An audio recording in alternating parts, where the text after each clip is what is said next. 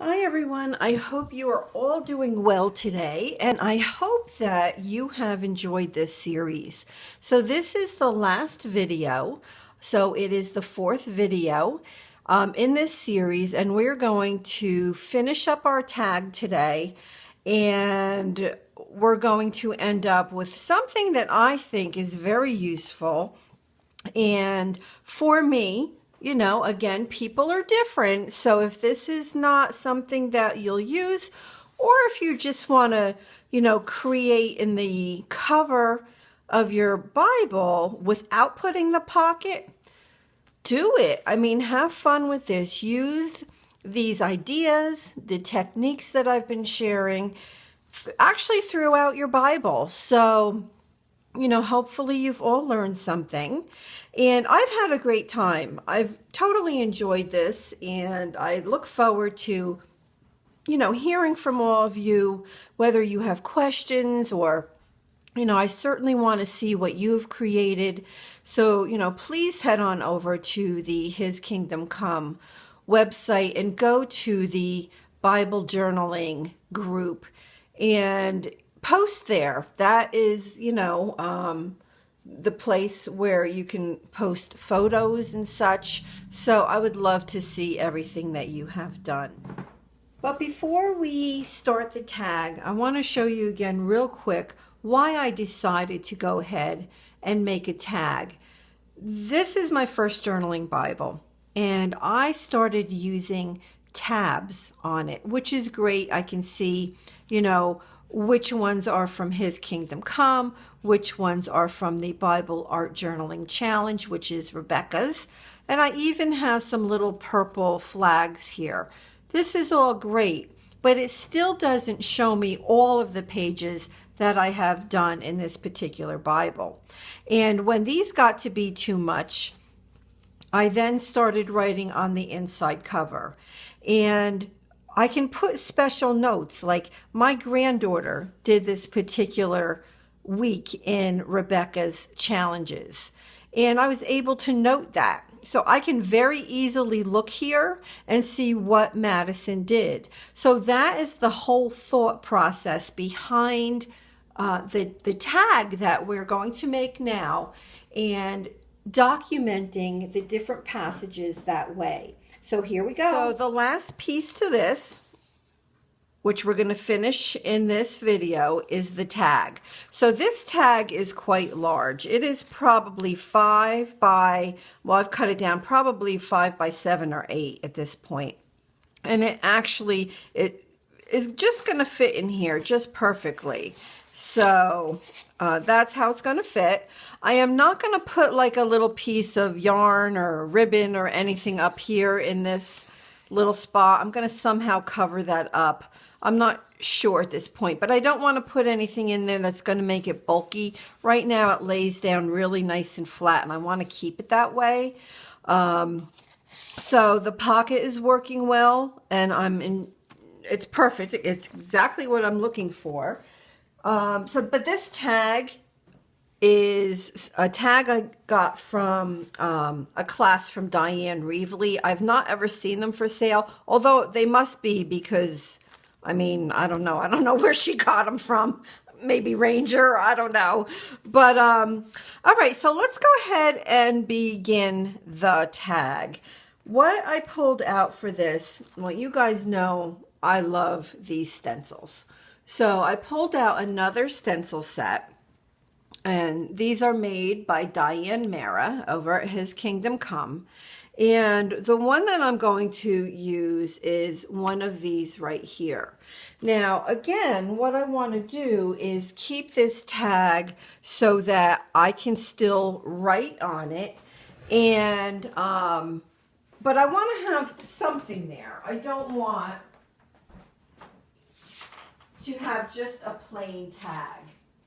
So what I think I'm going to do, I'm going to do a couple things.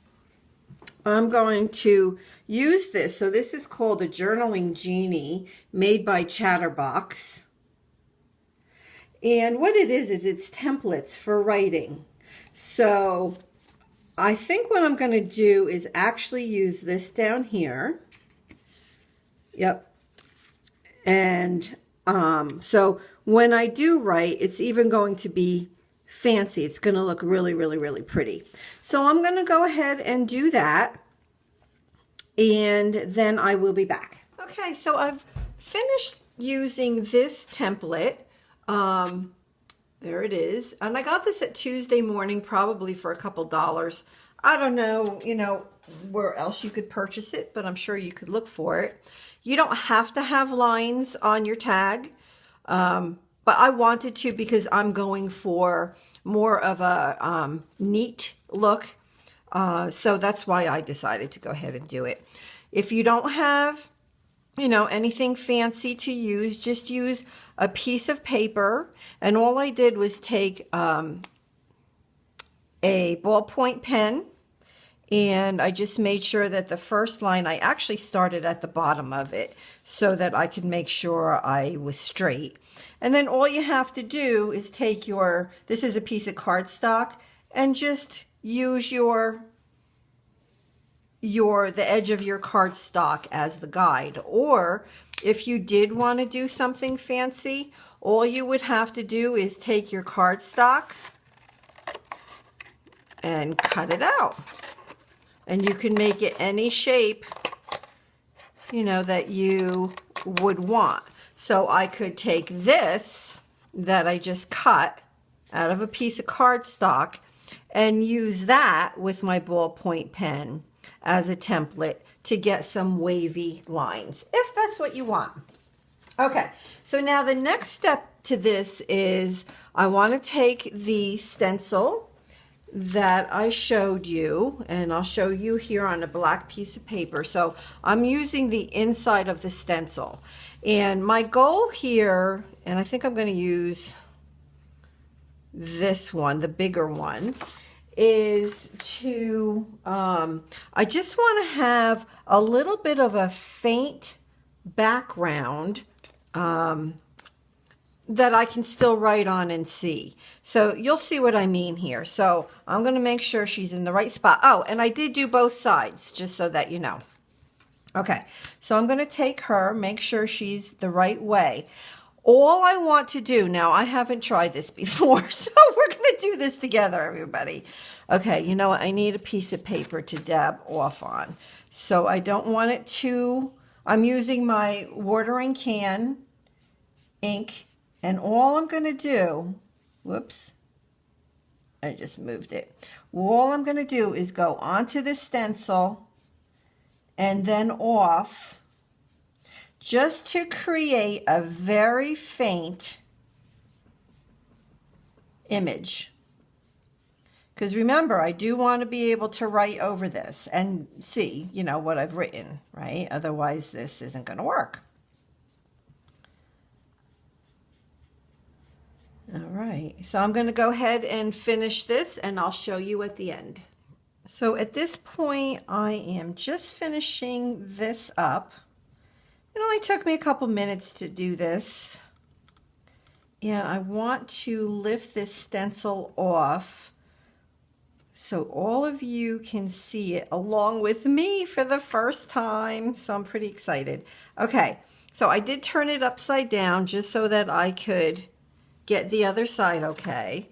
Now you can see some places are a little darker than others, like right here is a little darker. That's okay, I'm good with that. Okay, let's lift it off. Oh, I just love these stencils. Look at how beautiful that is. So I'm going to go ahead and do it to the opposite side as well. This side is finished, and I did it a little bit differently, and I will show you what I did differently. So I just finished it. I'm going to take the stencil off. Again, I wanted to do it together with you. There it is, beautiful. I want to show you what I did though. So on this one, you will notice that the size of this one is smaller than this one. And I did that for a reason. I just wanted to show you, think about your pocket. So in this case, and I'm fine with this, I think that that is beautiful, but you can only see the top portion of her body, right?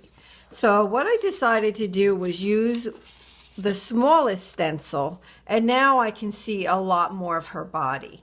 So it's just personal choice. Either way is beautiful, and either way works great.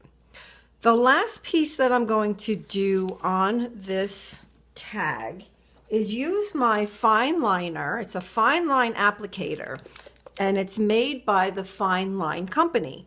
And you can find these online as well. So you can search at different stores online to find them. And it literally has a fine line. They come in 2 different sizes. So when you use it, it gives a nice thin line. And this is the bigger of the 2. So the other one actually even has a smaller line than that.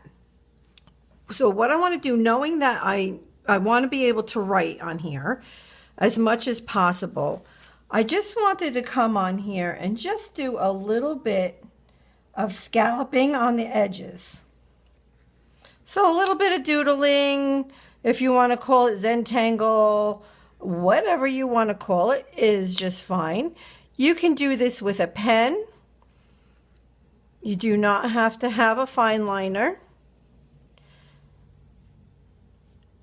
But I think it will just add a really, really pretty effect on the card. So I'm going to go ahead and finish that off, let it dry, and come back and show you my finished tag. Yay, the tag is done, and I'm excited to show you how it came out. So I have completed both sides. So I have doodled around the edges. I then took a pink jelly roll pen made by Sakura, and I'm going to use this to document. And I also took a piece of washi tape and put it up top here to cover up the hole. So I just put a little bit of adhesive. I folded the washi tape over, and there it is. So it created a little tab. And this is how it will work. So I am just loving this. I love it, love it, love it. So this is how it's going to look. So I kind of chose the pink pen because I thought it would go well with the other colors here on the page. So this can now act as an easy way to pull out the tag from inside the pocket. And another idea I wanted to show you as well is, and I know I showed you this already, but just a reminder, you can take tags that you already made that you would like to document in the back. You can have more than one tag in there. So don't be afraid to pull out tags, even from your stash. You can do that if you want to. You can take a decorative paper clip and go ahead and clip them together, which this one is not working for me. Oh, isn't that funny? Why isn't that? Oh, now I'm determined, right? So you can attach it like that if you wanted to keep them together. And the paper clip I used here was just a fancy little bow tie, but it can be a regular paper clip. So that is my finished, whoops. That is my finished project. I hope that you enjoyed it. It's perfect. It's exactly what I wanted. I want to hear from all of you. I hope that you enjoyed it. I really do. I hope that you learned different techniques that you can use. And I hope you had a good time. And I'm going to be back with another short series on how to do Bible art journaling with young children. So I have my 6-year-old granddaughter, and how I Bible journal with her. So that's going to be my next series. So I hope you enjoyed, everybody. God bless. Let me know if you have any questions. Bye-bye.